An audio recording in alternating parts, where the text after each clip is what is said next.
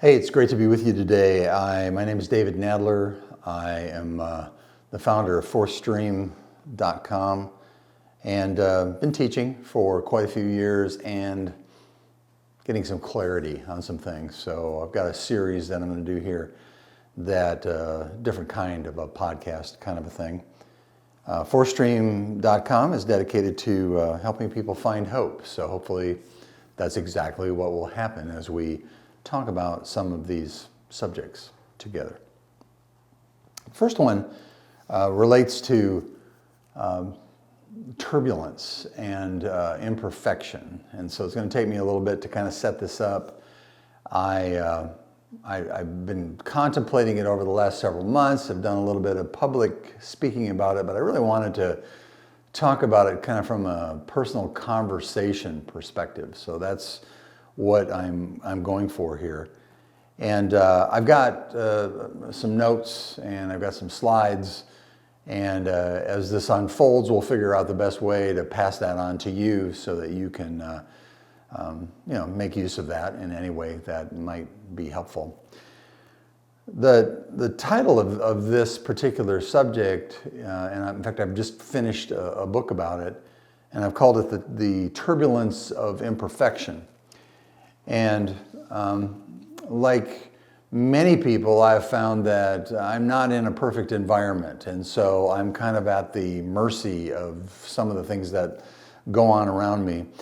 And within that, to set this up, and I think in this podcast, we can pursue it probably through 2/3 of this conversation. We may have to return to it sometime, but there's basically 5 different elements related to this turbulence of imperfection that I'd like to examine, talk about it together, help you think about it, and also get some of your input on some of the things that you've learned related to these kinds of experiences. The first thing under turbulence of imperfection is the idea of chaos and order. So I want to have a little bit of a conversation about that today.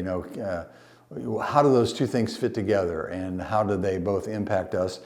Then a second is just to talk about the concept of turbulence, because I see turbulence as something more personal than what's happening in the general imperfection that's around us. So I want to talk about that a little bit, which will lead into a conversation about suffering, because even though we like to avoid the experience and the idea of suffering, nonetheless, it seems to come into our lives and impact us. And then finally, I want to add the subject of faith, at least a little bit this time through. And but don't mistake that for religion. I'll talk about that in a little bit. I don't really have much room for religion. That to me is different than personal faith. So we'll talk about that a little bit. So the turbulence of imperfection. So chaos is like the wildness of things that go on. There are a lot of just crazy things, not just interpersonally, but just take a look at the mass of the universe, the incredible things that we can see in microbiology. There are all of these processes that have just a wildness to them and an unpredictability. I mean, if you look at what's going on in the cosmos right now and you recognize the chaos that was necessary in order for there to be some kind of pulling together in some kind of order. So there's a wildness side of life. However you feel about chaos and turbulence, chaos is that wild part, and it's also the unpredictable part. They're the things that we just can't control. And I'm not saying that one is exclusive of the other. In fact, part of my premise is that I think they may be way more tied together than a lot of people give them credit for. So chaos is the wild unpredictability of all things that we see, of everything created, including humanity itself. Well, then within that idea of chaos and wildness, there's the turbulence. And as you can see, if you've looked at any of the artwork, or if you look at the cover to this particular book that I'm finishing up right now. I've got a picture of a stone has been dropped into water, and you know how the ripples kind of go out. And this is my view in the midst of chaos and in the midst of order and the midst of imperfection. There's this whole picture of personal trouble. Okay, so these aren't the things that necessarily impact everybody, although they might, but they're the kinds of things that happen in my life, my own personal turbulence. So there's chaos and there's order, and then there's also kind of on the other end of it, there's this personal turbulence that each person experiences. And it's all different. I mean, it's not like we all have the same experience with difficulty and turbulence. It's that we have our own circles, we have our own personal issues, personal troubles, personal challenges, whatever you want to call them. So you've got chaos and you've got turbulence, and then you also have the idea of imperfection, which is a lot bigger. And we just seem to be in a hostile environment. At least that's how it appears to me. And I use the term world at war. I read this, I think, in a John Eldredge book once. He talked about we are born into a world at war. And that really resonated with me, because I pretty much feel like that's what I've experienced in my lifetime. Now, have I lived in a country that's been at war? Well, not really, and thank God for that, because I look at what happens around the globe and I think, man, I would really hate to experience some of the things that people experience. But nonetheless, it appears to me that we are in a world at war, and so you have a clash of perfection and imperfection. Now, it's way more complicated than that, but I'm trying to distill this into just a picture. So you've got chaos, which is the wildness and unpredictability that stands side by side with order. And you've got turbulence, which is like the personal trouble that people experience. And then you've got this overall general imperfection that we all seem to be born into. And the environment appears to be very much a warlike warfare kind of a thing. And emerging from chaos and order and turbulence and imperfection, and those are conversations we'll have here in a few minutes, there's the idea too that suffering to me, which I've had a lot of contact or experience with suffering, and I'm not saying it's all been mine. I've just been around a lot of people because of the nature of what I do for work. And so the idea of suffering is like a personal pain. Everywhere from very intense and sweeping all the way to somewhat mild and impactful and smaller levels. But the suffering, the things that you wake up thinking about at night, or the reasons that you can't sleep, or the tough things that happen in your life. And then right along with that suffering, and I have a biblical worldview, and again, I want to talk about that later, because I don't want you to think I have a religious worldview, because I don't really at all. I've kind of rejected that decades ago. But there's the whole idea of faith, and faith is, for me, God experience. It's the experience that I have between myself and God, and that you have between yourself and God in the context of suffering. So often faith is side by side with suffering. So I don't know if that makes any sense. And like I said, I've got these slides and I've got notes, and you can look at it and process it with me. I've been thinking about this for several years, so I don't expect it to be like really easy to communicate. But the turbulence of imperfection, you've got chaos and order, and we're somewhere in the middle of it. You've got the personal troubles that happen to individuals, and that is our personal turbulence. We have this imperfection because we're born into a world that appears to be at war, and then we have this personal pain, different levels of pain that people experience because of suffering. And then alongside of that, you have the idea of faith, which everybody has some kind of faith. You can say you don't have faith. I can accept a lot more that you you're not religious, because I can relate to that, but people have faith. You have faith in something, I pretty much will guarantee you this after, I don't know, hundreds and hundreds of conversations and thousands of hours discussing this with people. Now, part of doing this together, I'd like you to kind of know a little bit about me. And obviously, I'm not a young man, but I'm not an old dog either. So I'm kind of in that part of my life. One of my kids calls it the sage time, where you've seen enough about life that you are able to process it into some kind of cohesive conclusion or whatever. And there are basically three different disciplines that have helped me with this. The first one is science. And I've always been pretty much scientifically aware. I have been so amazed at what's happened in science in my lifetime, especially over the last 4 or 5 decades. And science is just the facts of the amazing things of the universe. And you'll hear me talk about the macro, and you'll hear me talk about the micro, because, you know, whatever part of scientific observation or discovery that we look at, it's just like pouring out information, not just about what it's talking about, but about life and about designer and about the nature of things. And what I have concluded is that science, and what passed for science 40 years ago, was much oriented toward empirical data and investigating empirical data.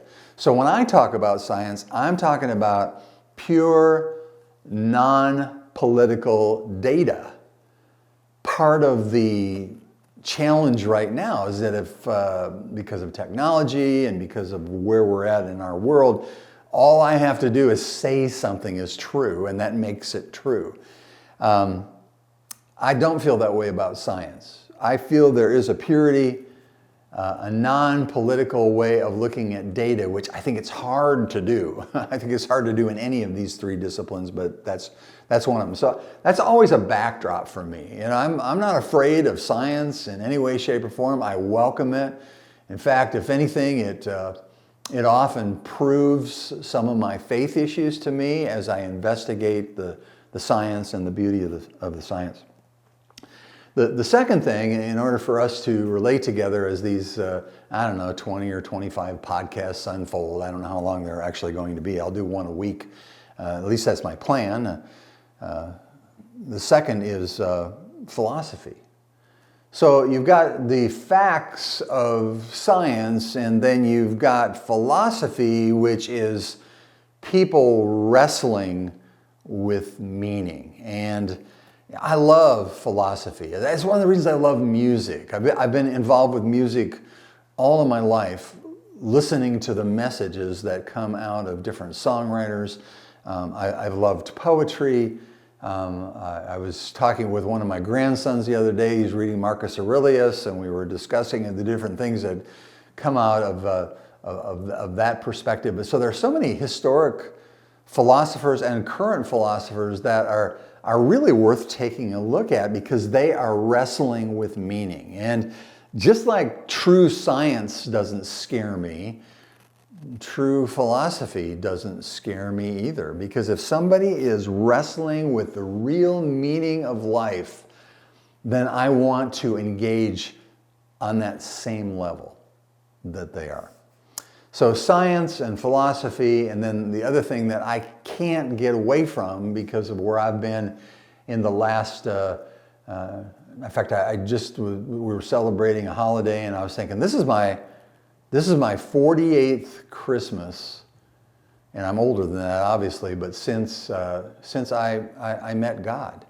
And during that time, my authentic God connection has been unfolding. So you've got science, which I bring into the things that I talk about. You've got philosophy, which I love to ruminate over and bring it in to the conversation. And then you've got the issue of faith and the authentic God connection that comes from it. So that tells you a little bit about me. I'm really not here to tell you what to think. I mean, I don't appreciate that when people do that to me. I try not to do that to anybody else. I'm just an observer. But I'm also, as I observe, I am assimilating. And you, like me, have your own worldview. It's just what happens to us because that's what human beings do. So that's just a little bit of a background. And kind of tied in with that a little bit is the idea of, and in fact, we might pop this slide up, I don't know, but it talks about religion with a question mark. And so it's kind of it's not a religion versus authentic spirituality, but they can be at odds with each other. They were during Jesus's time. I mean, who was all of his conflict with? Rome? I don't think so. It was with the religious leaders of the Jewish nation. So that's one aspect as far as us, communicating and getting to know each other and making use of the information that I have for you. Religion is different to me than authentic spirituality. And I am careful about that. I'm careful, it's not like I don't have my traditions. Everybody has their traditions, but one of the things that Jesus taught is that when you elevate traditions to the level of what God has spoken into the world, you may be making a mistake.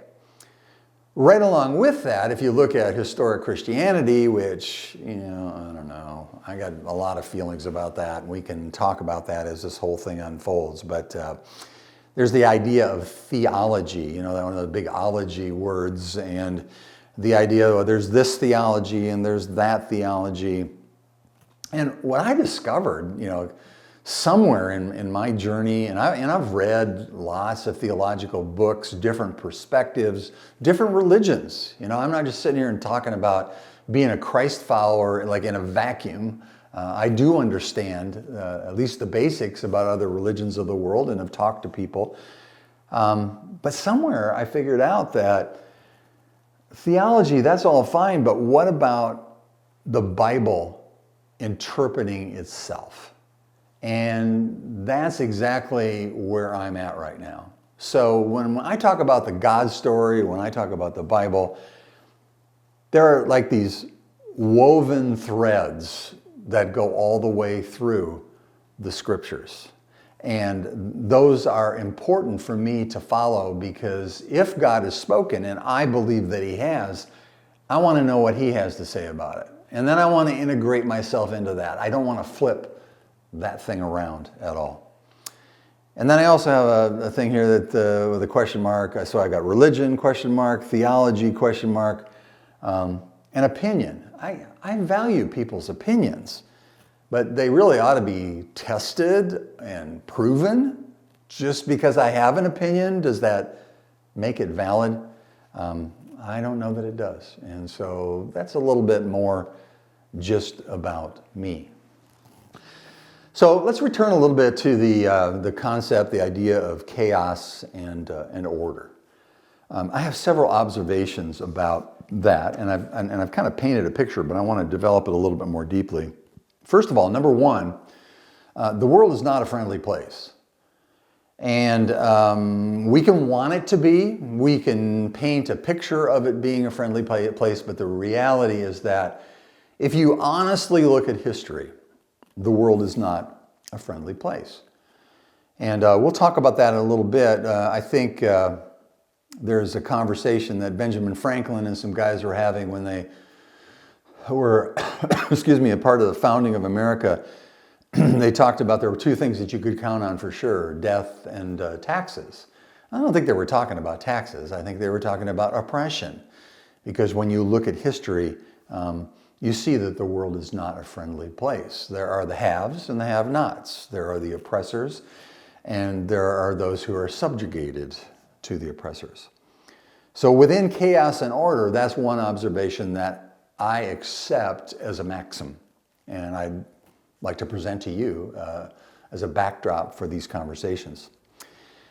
Second of all, what I've been wrestling with related to to imperfection and turbulence is that imperfection is either planned or it's unplanned. It's a planned condition or it's an unplanned condition within the cosmos of the creation. So we're going to talk about that. I'm going to answer that in like a 30-minute podcast, but we'll visit that a number of times. But however you feel about whether it's planned or unplanned, although that has huge ramifications, imperfection's here.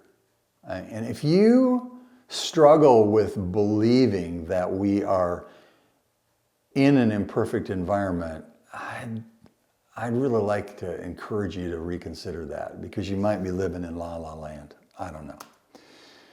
The third thing is that mankind has a dual problem that appears unsolvable. And I referred to this with my quote of Benjamin Franklin. The inevitability of death is the first part of it. And, try as we might, I know people like to believe, especially a lot of my younger friends and my kids, they're really hopeful because of technology. We're going to live to 140 years and all that kind of stuff, and that's cool with me. But the reality is that death is going to be inevitable. So if you live for 50 years, or if you live for 80 years, or if you live for 140 years, where does that fit in on the time continuum related to value? I don't know. I like to think about that, and I like to ponder that. So you've got this dual problem that appears unsolvable. What can I do about that? I mean, obviously, if you're 35 and you're listening to me right now and you look at me and you go, whoa, he's older than I am. Well, that's right. Well, I used to be 35 and I look like you. Maybe worse, maybe better. I don't know. I'd have to be able to see you. But there's the inevitability of death, and I can't do anything about that. You can't do anything about that. Nobody in history, well, except for one person, has been able to do anything about it, but even he didn't escape the inevitability of it. And the second thing with that dual problem is not only the inevitability of death, but it's the surety of oppression. And there's something in our nature, there's something in our DNA that makes some people feel like we have the right to take advantage of other people to benefit ourselves, whether it be related to money or power or influence. And that's a dual problem that I don't know. I haven't really been able to divorce that from the human race in any way, shape, or form. My fifth point, as far as setting up just general philosophy about the turbulence of imperfection, is that turbulence appears to me to be the localized or the personalized impact of imperfection that is everywhere. So I've kind of alluded to this, but it's like I'm in this imperfect soup. And I was born into it. My birth process was probably as unpleasant as anybody else's was, because that's the nature of things. And when I came into the world, there were all of these chaotic, imperfect factors that were going to impact me. Like our youngest son was born with a heart defect. And so all of a sudden we were wrestling with something, was it something we did? Is it something hereditary or whatever? But the reality is that there is localized, personalized imperfection, and it springs up everywhere. And we try to avoid, especially getting together and weighing that all out together, because it's just it's so heavy. There is so much of it. Maybe if you're an American, we escape some of it, but visit a different country and look at the oppression that's there, and look at the impact of life and death in different places than our own. So that's kind of the fourth thing that I don't know, I think about that. Also, one of my sons says, excuse me, been listening to Jordan Peterson for a while. And he and I have been looking at some of his videos and listening to some of his podcasts. And I like a lot of things that Jordan Peterson expresses and does. And I'm not like I don't think Jordan Peterson is some great apostle or some great prophet. I just think that he gets a lot of stuff right. That's how it strikes me. But Jordan Peterson, and I want you to think about this related to this conversation. Jordan Peterson thinks that the 20th century was the most barbaric in human history. And have you ever thought about that? I mean, when I read that, I thought, really? The most barbaric in human history? And I'm interested in your thoughts about that, because after I weighed that out from his book, 12 Rules for Life, I thought, oh, I can see why he said that. I can see why he believed that. So, if that's true, if we've just finished the most barbaric century in history, according to Jordan Peterson, what about this whole idea of evolving upwards? I don't know. It's a question for me.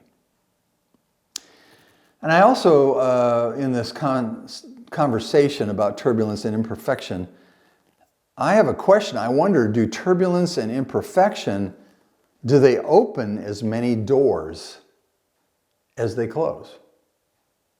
I have a tendency to look at both of them as enemies. I don't like the ripples in my own life, particularly the bigger ripples. I don't like the fact that I was born into a world at war that impacts me every day. And I have to come to the conclusion that as things came about, was that a factor that was taken into account so that it can open doors that wouldn't ever open if turbulence and imperfection weren't there? Just a question that I'd like to revisit at a different time. I've been reading some really good books. I'm kind of a reader. I've done my forays with fiction, and I'm pretty much more, though, of a nonfiction kind of a reader. I like history. I like philosophical history, philosophical writing. And I've been reading a book by a guy named Perry Marshall that one of my sons knows Perry and has done some work for him. And he's kind of thinks of things from a scientific perspective, and that leads to two other points, kind of background points. Is everything really as random as it has been taught per Darwinian evolution? I'm doing a lot of reading right now, and I'm thinking, man, that whole thing was riddled with a lot of issues. And I'm not sure randomness can be just chosen when you want to use it to make a particular point and then ignore it at other times. So that's one question that I have related to this whole subject of turbulence and imperfection. Also, are the fine-tuned machines, which are genomes and cells. Now, I don't claim to be an authority on genomes and cells or anything related to microbiology, but I can read. And so genomes and cells, do they work because they were made to work that way? Or because they adaptively have come to the point where they can, or are both of those things true? So I have lots of questions. And I'd like just to introduce that to you and think about that, maybe start investigating that together about random chance. And where does science and mere chance fit together? There just seem to be, I don't know, some inconsistencies there. And I just want to be honest with myself. So in all of this, I ask myself the question and invite you into the question, the purpose of turbulence and imperfection. What is it? And I've come to several conclusions, and I'd like you to test these and weigh these out. Maybe they fit your paradigm, maybe they don't. But first one is, related to the purpose of turbulence and imperfection is victory in an epic war.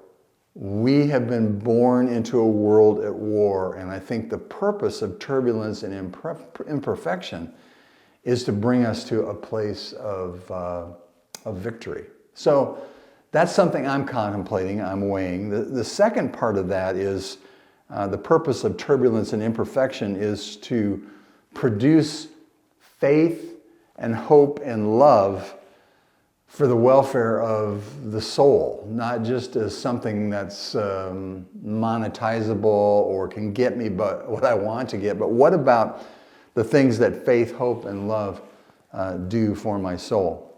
And then I think finally the purpose of turbulence and imperfection is preparation for ultimate reward and glory. I think everything we experience is not only being kept track of, I think it counts for something. So I see definite potential purpose in turbulence and imperfection.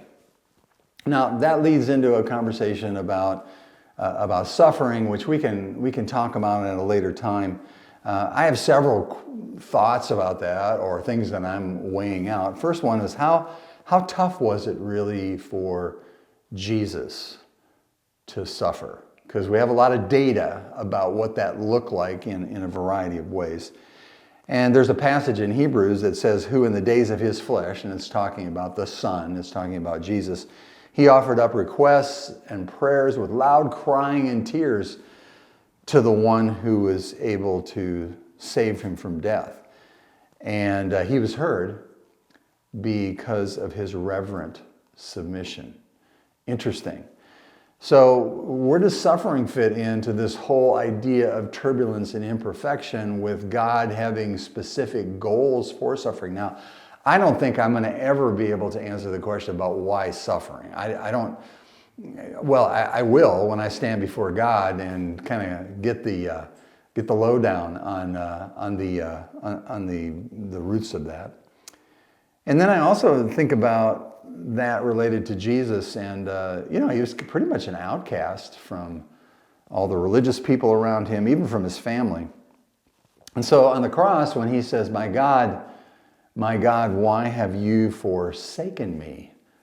I'm thinking intense. I'm thinking Jesus' suffering was incredibly intense. And so I think he really does kind of understand imperfection and turbulence from my perspective.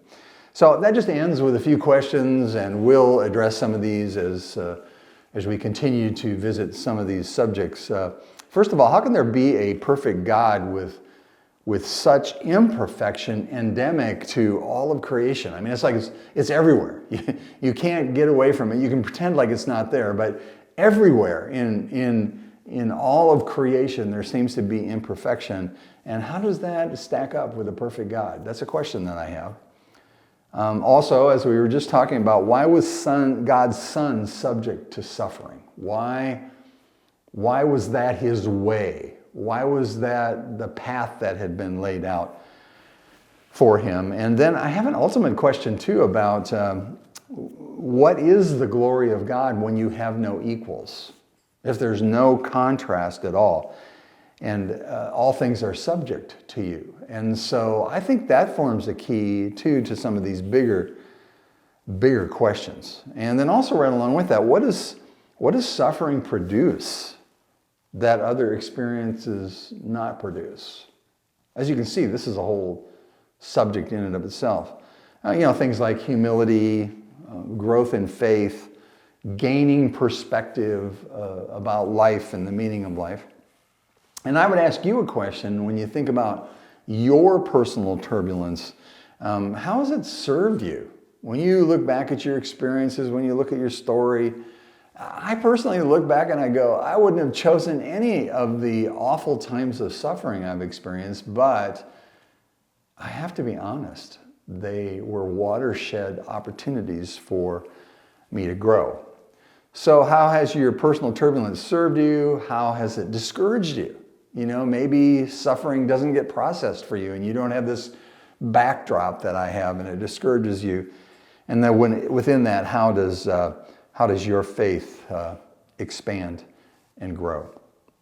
And that kind of leads me to, and this is another subject that we'll talk about, what tools are in my toolbox to walk toward turbulence and toward imperfection and even suffering. What are the things that I have that I can count on, that I can grab a hold of and do something with? And I'm just going to make this quick list because we'll talk about it in the weeks and the months ahead. First of all, the God story is the big picture, and I think that's one of the tools that's in our toolbox. Second of all, whatever personal connection you've experienced with God, I think that's one of the tools. It's not perfect experiences, but it is real experiences. And so that's the second tool I think I have. Also, I have found forgiveness to be extremely freeing and extremely potent as a tool in living out my life in the midst of the imperfection that I see around me. Also, another tool is immortality. How do you feel about immortality? Do you think we are immortals in a movie sort of sense? Do you think in a biblical sense that we are immortal? Where do you stand on immortality? Because I think that's one of the tools, and it's why we're all kind of taken with that. We're kind of obsessed with the idea of pictures of immortality.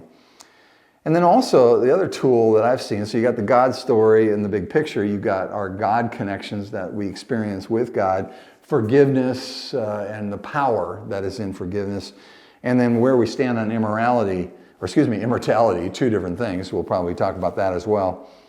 But authentic friends and personal community. Who are the people that you hang with? And what's good about that, and what is difficult about that? So, I almost feel bad that we're looking at such a sweeping topic here. But here's the basic conclusions, and hopefully this will hang together for however long you are interested in hanging out with me, because I'm going to process all of these things that we're talking about and do my best to communicate that and include you in it. So here are my conclusions. First of all, imperfection is where we live. That's all there is to it. I live in an imperfect world. Turbulence is how that imperfection impacts me personally. So the old the rock in the water, and then the people that I love, the rock that drops in right next to me with the people who are close to me. So imperfection, turbulence, also I think suffering, and this is one of my conclusions, is God's tool to take us places we would never, ever choose to go on our own. So I'd like to contemplate that together with you, and I've got some stories that I can share about that, and some experiences and some things I've learned, both from the God story, also philosophy, and maybe not so much from science, but that does kind of frame part of the conversation. And then finally, I've concluded that reward or immortality is the goal. This is not the goal. This is to produce something that will get us toward the goal. And so I'll pop up the slide right now. I'm just finishing up a book, The Turbulence of Imperfection. I'm doing the audio book right now, and that'll all be coming out here soon. But it's not so much the book coming out. The conversation, I really want to see it enhanced. And if you would like to be a part of that, I think it would be totally awesome. So thanks for putting up with me. Thanks for listening. I really, you can tell by looking at me, I've been around for a while, so I should have learned something by now, right? And you'll have to decide if I'm wise, am I a sage, or am I just crazy like so many other people in the world? Thanks for listening. See you soon.